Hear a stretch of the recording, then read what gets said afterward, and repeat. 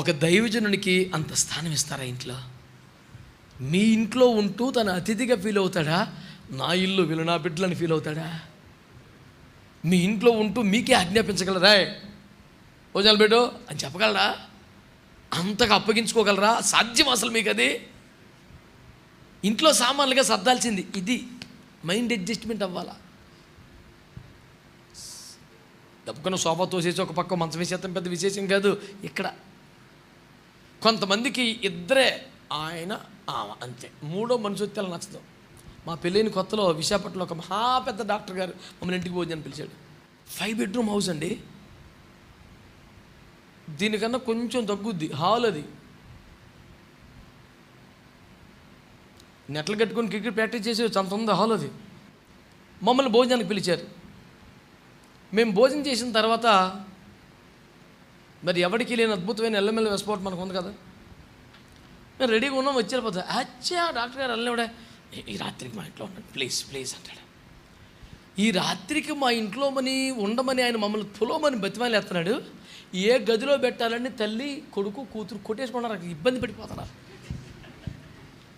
మీరు నమ్మండి, 11:30 అయింది, మాకు రూమ్ అవలా.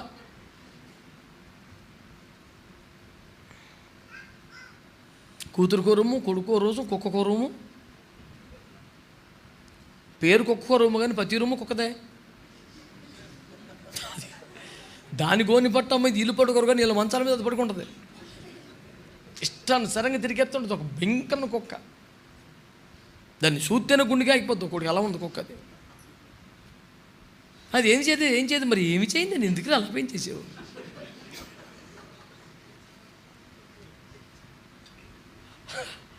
అది ఏమన్నా చెయ్యాలా? ఎదురుకుండకు వచ్చి అలా చూస్తే చాలు.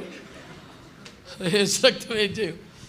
చూసి 11:30కి మేము వెళ్తామని బయలుదేరిపోయాం. అయ్యో రూమ్ రెడీ చేస్తున్నారా? రూమ్ రెడీ చేస్తున్నారు. అదొక 5 స్టార్ హోటల్లో మెయింటెనెన్స్కి ఇచ్చారు. హౌస్ కీపింగ్ స్టాఫ్ ఇప్పుడు వచ్చారు, చేస్తున్నారు మెయింటెనెన్స్. అందుకని హిందీలో సామెత ఉంటుంది, కమరేతో చోటా హో సక్తా మగర్ దిల్తో బడా హోనా చాహియే అని. ఇల్లు ఇరిగ్గా చచ్చినా పర్లేదు, హృదయం విశాలంగా ఉండాలి. మన చిన్న గుడిసెలో ఉన్నప్పుడు మన ఇంటికి ఎవరు రాలేదా? అడ్జస్ట్ అవ్వలేదా? ఇప్పుడు 2-3 గదులు వచ్చినా కుదురుతలేదేంటి నీకు? ప్రైవేట్ లైఫ్ ఎక్కువైపోయింది. ఎవరు ఉండకూడదు ఆ కంపలో. నీకు కొంత దరిద్రం తగలపడింది. పిష్టి బుద్ధులని అయ్యి మారాల. నువ్వు మాత్రమే చూడవలసిన ప్రోగ్రాములు టీవీలో ఉన్నాయి. ఎవడూ లేకుండా చూసుకోవలసిన బొమ్మలు కొని యూట్యూబ్లో నీ సెల్ ఫోన్లో ఉన్నాయి. ఎవడొకడు పక్కన ఉంటే కుదరదు, అటు ఇటు తిరుగుతూ ఉంటే కుదరదు. పకటి ఎందు నడుచుకున్నట్టుగా మర్యాదగా నువ్వు ఉండలేవు. నీదో రకం. దేవుని స్తోత్రం. సంఘస్థులకు నేను ఛాలెంజ్ చేస్తున్నా, అర్ధరాత్రి నా కొంపకి రండి, నేను మర్యాదగా బతకతా, లేకపోతే చిచ్చి జపని చేస్తాను అడగండి. అర్ధరాత్రి నా కొంపకి అతరబెదర కొంపలో పడినట్టు తలుపు బదేయండి.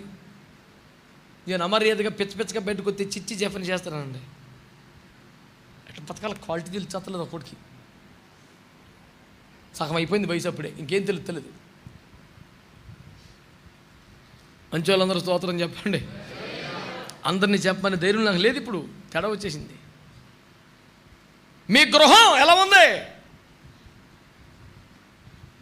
మీ గృహంలో దైవజనానికి చోటు ఉందా?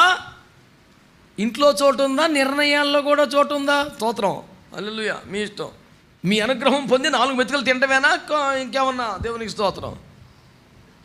ఇల్లు మాది కాదయ్యా, మీది అన్నంతగా అప్పగించుకుంటేనే కదా సాధ్యం అవుతుంది. దేవునికి స్తోత్రం చెప్పండి, హల్లెలూయా. దైవజనుల్ని మీ ఇంటికి రమ్మని ఎప్పుడైనా ఆహ్వానించారా? చెప్తురు. ఆహ్వానించారా? ప్రార్థన చేసి వెళ్ళమని కోరుకున్నారా? నాకు వినపడాలి చెప్పండి. ఇలా కాదు. ఆహ్వానించారు ఎప్పుడైనా దైవజనుల్ని? భోంచేసి వెళ్ళమని కోరారా? ప్రార్థన చేసి వెళ్ళమని కోరారా? ఇవన్నీ సహజమే కదా. ఇక్కడ ఇంకో భక్తురాలు ఉంది, ఇంకెక్కువ కోరుతుంది. చూడండి, అపోస్తుల కార్యముల గ్రంథం 16వ అధ్యాయం 15వ వచనం. నా ఇంటికి వచ్చి ఉండుడని వేడుకొని. అంటే ఇప్పుడు అడిగావు నాన్న నువ్వు? నా కొడుకే కదరా అడుగుతున్నాను. మా ఇంటికి రమ్మని అడగొచ్చు, మా ఇంటికి ప్రార్థన చేయమని అడుగుతారు, మా ఇంటికి వచ్చి భోంచేయమని అడుగుతారు. అంత సహజం ఎవరికైనా. కానీ మా ఇంట్లో ఉండిపోండి ఎప్పుడు అడుగుతాడు? నేను మారాను అయ్యా. మా ఇంట్లో వాళ్ళందరూ బాప్తిసం పొందారు. ఇదంటే ఒకరు మారి ఒకరు మారకుండా రకరకాలు ఉన్నారు కనుక అంత బాగుండేది కాదు. ఒక దేవుడు ఇంకొక దేవుడు పిచ్చి పిచ్చిగా ఉండేది. ఒకరు ప్రార్థన చేస్తూ ఒకరు టీవీలు పెట్టి చూసుకునేవారు. ఇక్కడ మేము ఉపవాసం ఉంటే అక్కడ బొమ్మలకు పూజలు చేస్తాం. అప్పుడు బాగుండేది కదా. ఇప్పుడు అందరూ మారిపోయారయ్యా. అందరూ బాప్తిస్మాలు పొందారు కనుక మా ఇంటికి వచ్చి ప్రార్థన చేసి వెళ్ళిపోవటానికి వీల్లేదు. మా ఇంట్లో ఉండిపోవాలి మీరు. నేను ప్రభువునందు విశ్వాసము గలదానని ఎంచితే మా ఇంటికి వచ్చి ఉండుడని మమ్మల్ని వేడుకొని బలవంతం చేసిందట. చూస్తున్నాం అయ్యగారు వస్తారేమోనని. అసలు మా ఇంటికే వస్తలేదు. చూడు కెమెరాలు పెట్టుకొని చూస్తుందంటే నేను గమనిస్తానండి. ఆ ఇంటికి వెళ్తున్నారు, వాళ్ళు బజ్జీలు ఆడుకున్నారు. నీకు తగని టెంపరు ఎవడొస్తాడు? పిలిచినా పిలవపోయినా నెత్తి మీద ఒక పెద్ద డబ్బా పెట్టుకొని వస్తారా? నేను ప్రభువునందు విశ్వాసము గలదానిని ఎంచితే మా ఇంటికి వచ్చి ఉండుడని వేడుకొని బలమంది. అంటే దైవజనులకు సంఘానికి మధ్య ఎలాంటి ఆరోగ్యకరమైన ఆత్మ సంబంధమైన పరిశుద్ధమైన అనుబంధం ఉండాలో మీరు ఆలోచించాలి. వచ్చి వెళ్ళిపోవటం కాదా అమాయకంగానో. చర్చిలో కనపడితే అసలు ఎప్పుడైనా మా ఇంటికి రండి అని పిలిచావా పాస్టర్ గారిని? కొంతమంది ఇంకో రకం ఉంటారు. ఇంట్లో ప్రార్థన పెట్టుకుంటారు. ప్రార్థనకి వెళ్తే ఆమె చెప్పగానే అయ్యగారు భోజనం చేయండి అంటారు. అదేంటి ప్రార్థనకి ఇచ్చారు కదా, ప్రార్థనకు వస్తే మా ఇంటికి ఎవరైనా ప్రార్థనకు వస్తే మేము భోజనం పంపుతాం. అప్పుడు మనం ఏం చెప్తాం? మేము ఎవరింటికైనా ప్రార్థనకి వెళ్తే ప్రార్థన చేసి వచ్చేస్తాం.